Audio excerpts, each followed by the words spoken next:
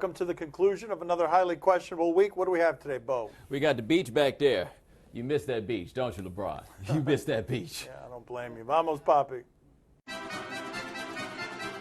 Should Steve Kerr really prioritize rest over winning 73? Oh, really? We're doing that one already, are we? Like we did to the Colts during their undefeated season as they went toward it, and the Panthers. Okay, we're going to do that? Wow. We're going to do that one in basketball. We've never done that one before in basketball, have we? Steve Kerr says that he is going to prioritize health over winning, over the record. He says the big picture is all that matters, and that's probably all that should matter. The thing is, they can do both. They're deep enough. They've got enough bad teams on their schedule that they're playing against that they can beat you with the scrubs, too. Well, here's the thing. It's not really about beating you with the scrubs, and that was a hell of a game we had last night until the Warriors ultimately pulled away against the Thunder, who got to be really frustrated with each other as we speak right now. But the Warriors have played everything with an eye toward health for the last 2 years. They don't have to play the fourth quarter with their best players in so many games because they wind up being so far ahead. They're one of those teams that's got their players wearing the most futuristic things on their jerseys during practice to check their health and everything else as it goes on. They're built to do both at the same time. Can I ask something, though, here from last night's game? A stat that Ethan Strauss had,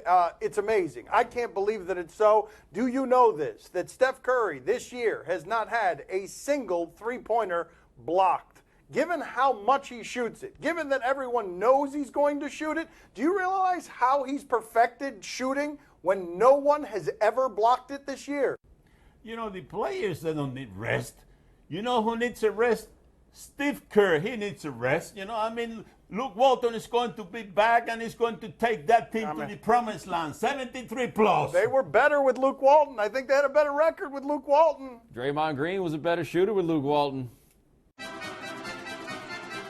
Should Cavs fan accept LeBron's explanation for why he hung out in Miami? Well, I don't know if you can accept an explanation that you didn't actually get, but LeBron James, cryptic tweeter, did clarify something for us, that when he talked about making mistakes and how sometimes you just got to live with them, he says he wasn't talking about his teammates, which sounds like he was talking about, like, the whole team. Let me tell you something you shouldn't do if you're LeBron. You can't be leaving Cleveland in February and early March and coming down here to Miami. It's not going to make you want to go back to no Cleveland. I don't know if he actually feels this way, but after a couple of days of good weather, I ain't trying to go back to Ohio neither. It does make you wonder if he misses Miami. He doesn't miss the organization. He doesn't miss Pat Riley. He misses a couple of his friends, but I do wonder if he underestimated in general in roster construction and getting all of that power in Cleveland, how hard it was going to be. And I do have to think that this is in play now today, too. No matter how much money you make, no matter how famous you are, this league has gotten taken away from LeBron James. He was the story for a decade, and like that, it's now Steph Curry's league. He wants it back, and he's not going to get it back through his play. This will work. Cryptic, passive-aggressive tweets, that'll get him some attention. Crazy thing is, though, if he did stay in Miami, he'd probably be in the exact same situation that he's in right now. You know, why is Wade keep hanging around with LeBron anyhow? You know, I mean, I don't understand that. I mean, he says, you know, his hard is with the Heat. I think that he's full of shit. You know, come on, Dad. I think that his hard is with LeBron, you know? That's what I think is happening here. We might not be sure if LeBron wishes he was still on the Heat, but Dwayne Wade damn sure wishes LeBron was still on the Heat. So does someone else.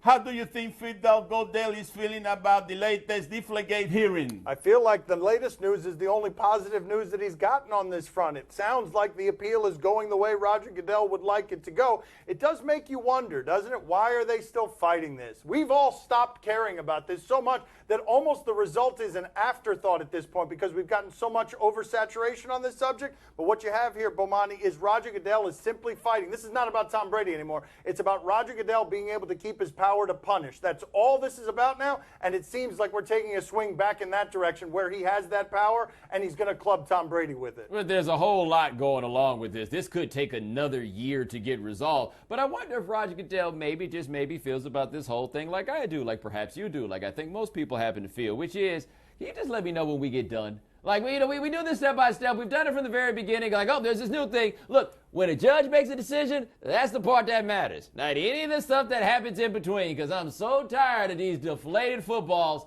that we might talk about again next time we're on the air, because this time of year. Keep talking about it. Ted Wells is sitting there and he's talking to Roger Goodell and say, you know, I think that you need another report. You know, another $4 or $5 million to get you over the hump. You know, it's your image, the one that is at the stake here. And I'm ready to go. I got my troops there, ready to go. Ted Wells probably already has a report written, a couple of them, just like form letters. You want the number 1, the number 2, or the number 3. You can supersize it with the annotated bibliography. It's in his drafts. Was the Conor McGregor skirmish exciting or disappointing? It was a skirmish, though, I guess in fighting sports, a skirmish and a scrimmage can kind of be the same And thing. a skirmish. It was also a skirmish. There was that, too. So we got the weigh in. He's fighting Nick Diaz. They apparently get their clothes from different people. Whoa, nothing about this looks fake.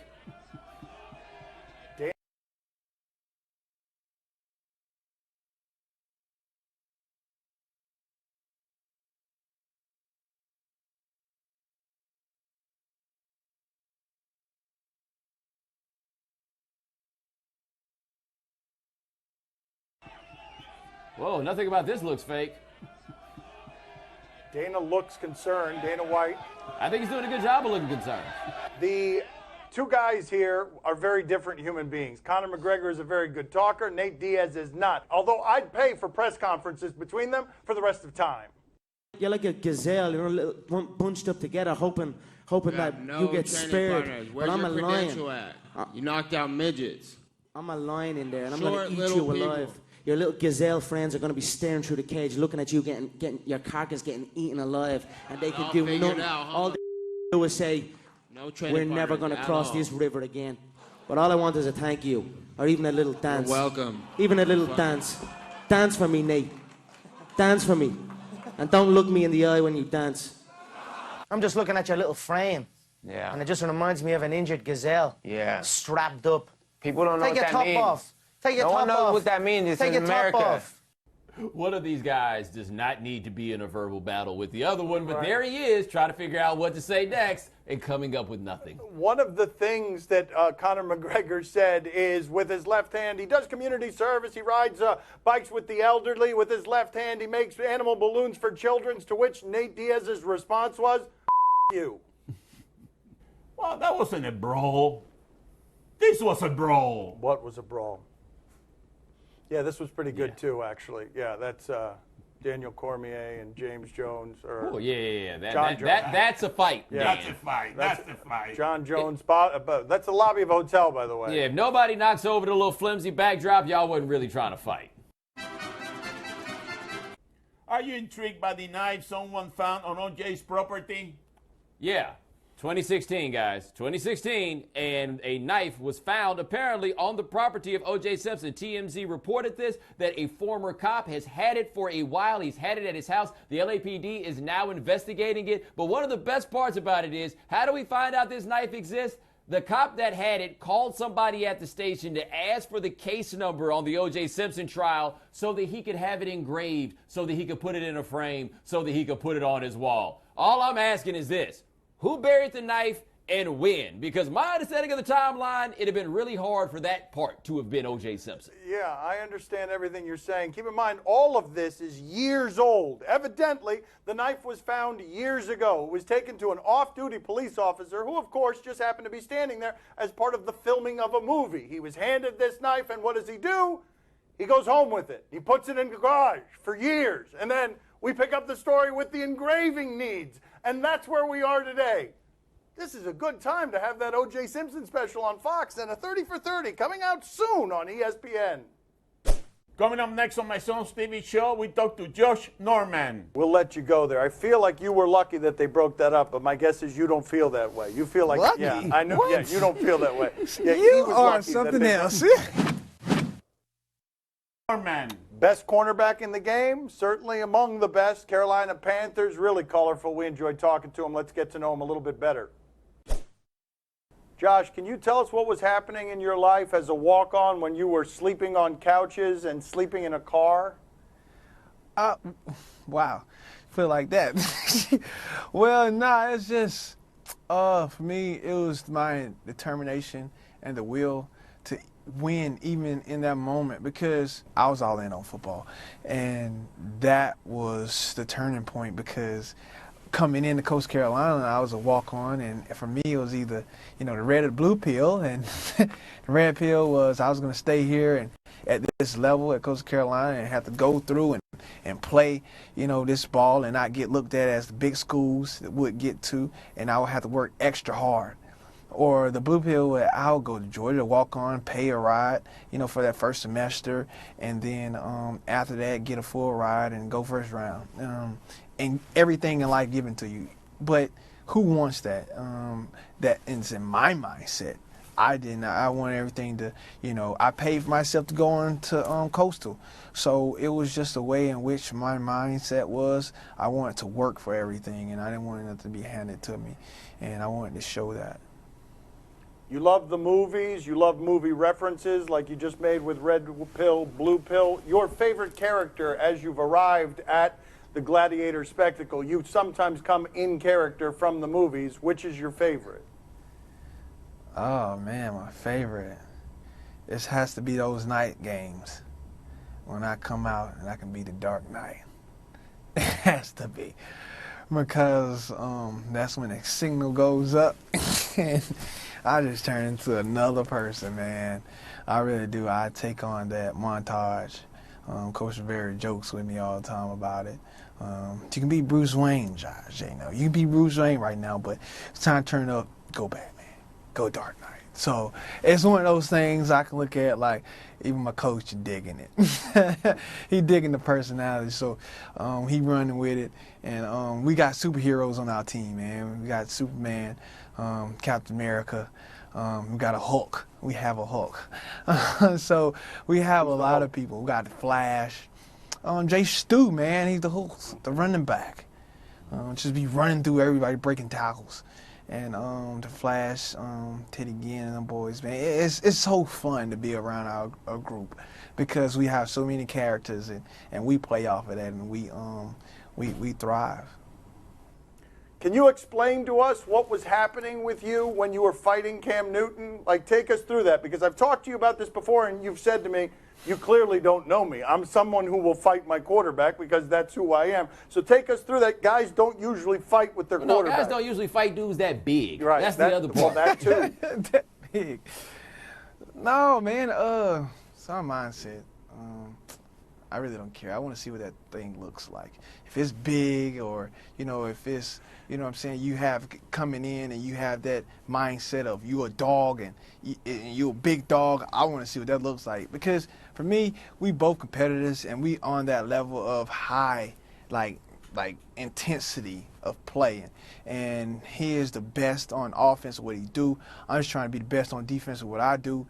And when I bring it, man, I bring it. Just like him. He brings it in a big way. So we was just competing with each other, man. And that competition was so high that sparks flew. And we didn't know what we was doing at the time. But after the fact, man, I mean, it was just greatness that came from it. And it's crazy because I can't really explain it to other than show you. Because we were up 17, 16, 15 straight games before we ended up losing. Like, that never happened before ever within my life, and I don't think nobody else's life when they'll be a part of something like that. We'll let you go there. I feel like you were lucky that they broke that up, but my guess is you don't feel that way. You feel like, lucky? Yeah, I know. What? Yeah, you don't feel that way. Yeah, You are something else.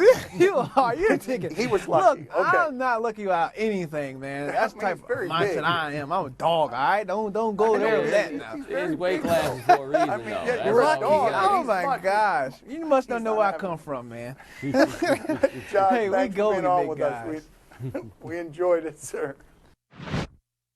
P-rolls in my VIP. Skirt, skirt. Uber everywhere. P-rolls in my VIP. Skirt, skirt. And I think that chick from Canada. I think him from the 6. Uber everywhere. P-rolls.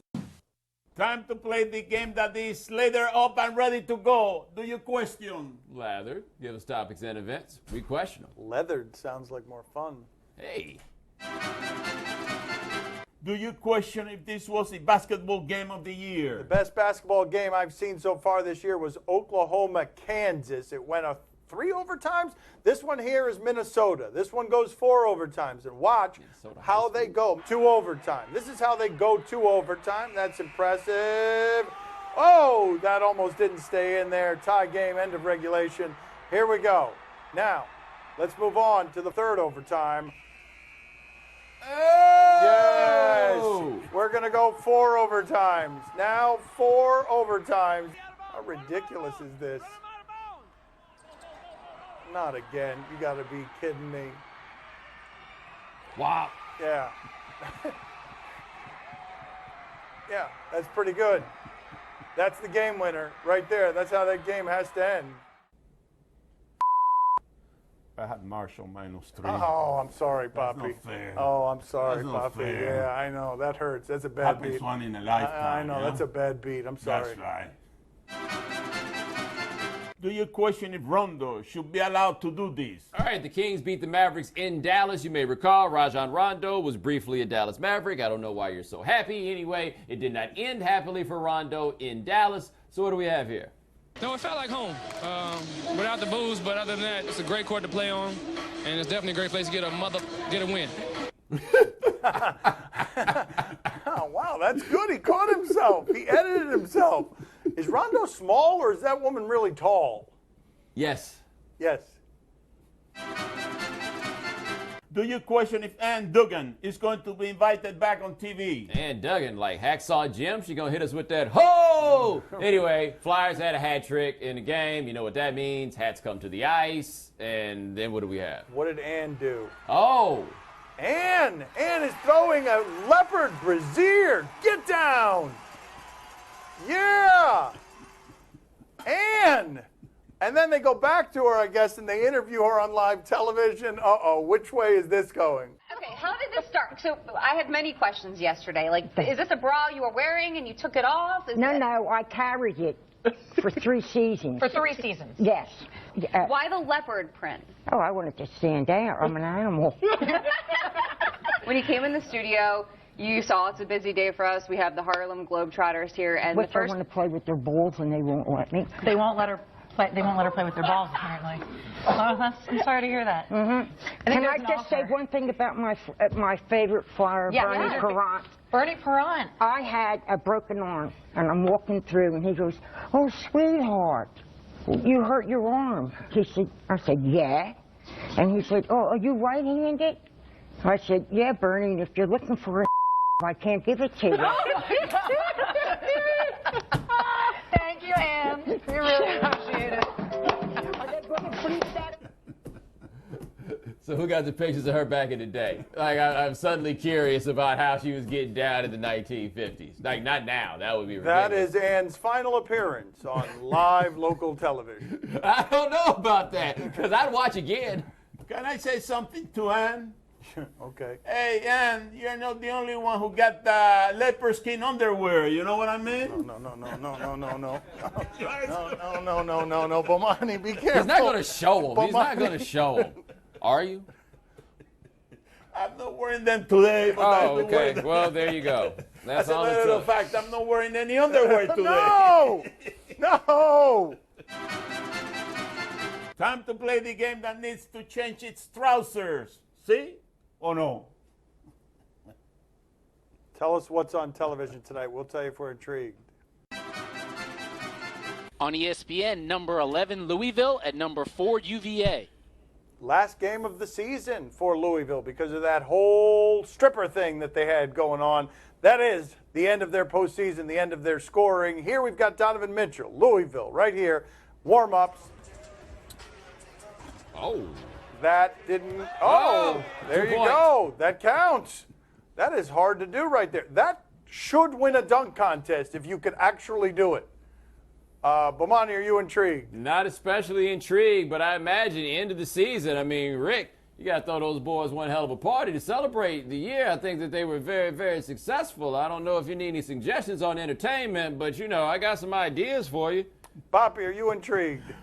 Oh, see, I'm very intrigued. I agree with Bomani. You know, I think that the strippers are going to show for that game, you know, providing support to those boys. You know, I'm telling you, you know, they cannot play, they cannot play in the playoff because of all that situation with the strippers, so they're going to have a lot of support from them. And if we cannot get strippers, maybe we can send Ann to the game. Yes. That's right. I don't That's think it. you have to send Ann. I think Ann's on her way. Yes. All by herself. Yes, ladies. Yes, gentlemen. She on that Blanche Devereaux.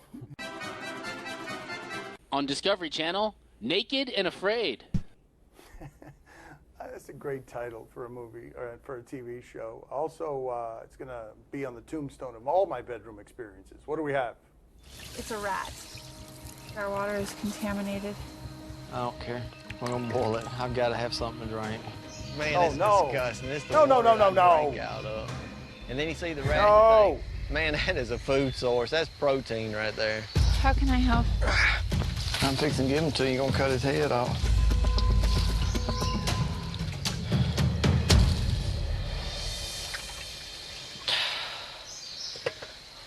When I saw that rat, my heart broke. You know, I really dislike killing animals if I don't have to, but Jeremy needs food, I need food, and that's the bottom line. You want it? What you think? Salty. Salty? It's like chicken. Oh, my God. Like, what are we putting on television? It's so foul. Bomani, are you intrigued? What were you doing with the rest of your life? Like, I just don't know how you look up, they tell you what you're going to be getting into, and you're like, oh, yeah, this is a whole lot better than whatever it was I was doing before. I know, right? It's like, hey, I can eat rats, but as an added bonus, I can be naked on television. Poppy, are you intrigued? Oh, I'm telling you, eating rat naked, you know, I'm telling you, I gotta watch that show, but I feel sorry for that rat, you know? The poor rat was enjoying her, staying in that little puddle there, and all of a sudden you got these two people coming from nowhere and disrupting his siesta time, you know, poor rat. That's not fair, you know, that's not fair to the rat in that place, you know that? Somebody gotta stand up and protect those rats. It hadn't dawned on me that the rat was also naked and afraid. That's all the time we have for today. Thank you for watching. Have a good weekend. We'll talk to you on Monday. Gracias. See you el lunes. Look, it's a tour bus. Hey. Hey! You!